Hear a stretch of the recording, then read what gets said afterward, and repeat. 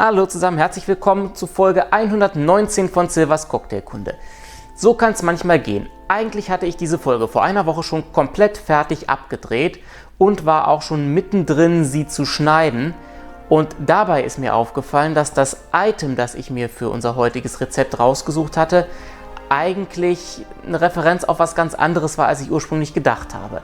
Und so bin ich zu dem Entschluss gekommen, dass dieses Item nicht so wirklich zu unserem heutigen Rezept passt und dass ein anderes Item eigentlich viel besser passt.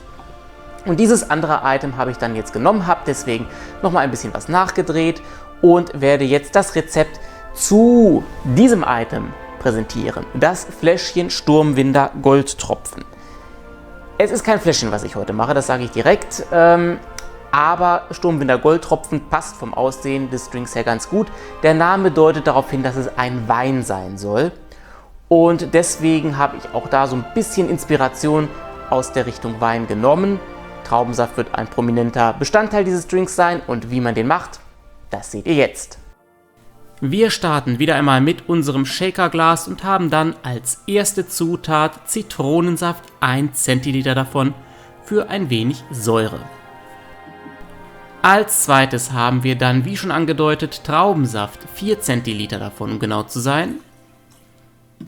Und dann kommen wir zu den Alkoholika. Zuerst haben wir 2 Zentiliter Wodka.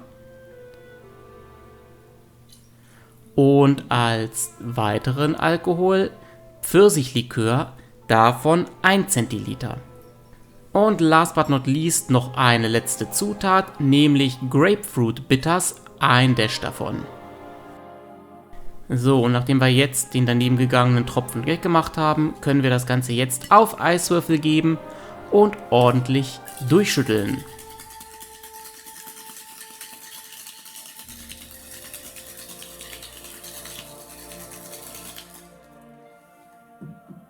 Da unser Drink ja von einem Wein inspiriert ist, nehme ich ein solches Cocktailglas, das einem Weinglas sehr ähnlich ist. Man kann natürlich auch wirklich ein Weinglas dafür nehmen. Dann wird der Shaker geöffnet und wir werden den Drink in unser vorgekühltes Cocktailglas abseihen. Das Eiswasser habe ich ja schon ausgeschüttet. Wir werden einen Double Strain nehmen, damit keine kleinen Eisstückchen in unser Glas kommen. Ausnahmsweise wird dieser Drink keine Garnitur haben, denn von einem Wein inspiriert und an einem Weinglas hat man hier üblicherweise keine Dekoration und keine Garnitur. Wer aber unbedingt eine Garnitur möchte, da wäre hier ein Lemon Twist eine durchaus gute Wahl. So, das ist mein Rezept für das Fläschchen Sturmwinder Goldtropfen, das gar kein Fläschchen ist. Ihr seht das Rezept gleich noch einmal im Standbild und in der Videobeschreibung findet ihr es natürlich auch wieder. Und damit war es das von meiner Seite für heute. Ich sage herzlichen Dank fürs Zusehen. Wir sehen uns in einem meiner nächsten Videos wieder. Wenn ihr mögt, bis dahin, macht es gut und Prost!